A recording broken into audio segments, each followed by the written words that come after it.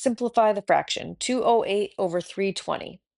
What I notice first when I look at this fraction, I want to reduce it by factoring out common factors, and it would be the most efficient if I could pull out the greatest common factor of 208 and 320.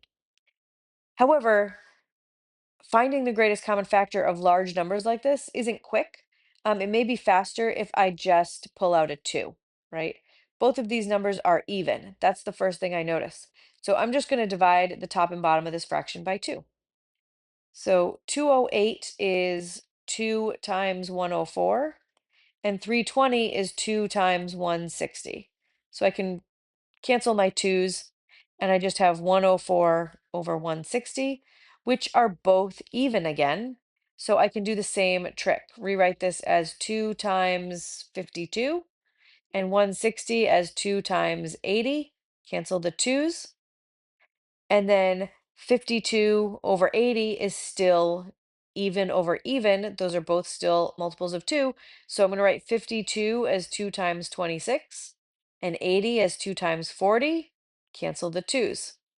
Both still even. Repeat it again.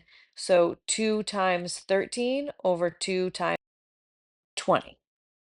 Cancel the 2's. And we have 13 over 20. 13 is a prime number. So if 20 is not a multiple of 13, which it's not, this is fully reduced. 13 and 20 have no common factors. Okay, if I wanted to do this by pulling out the GCF, I could say, well, 16 divides both 208 and 320. That is the greatest common factor of 208 and 320. I could write 208 as 16 times 13 and 320 as 16 times 20. The 16s cancel, and you get 13 over 20.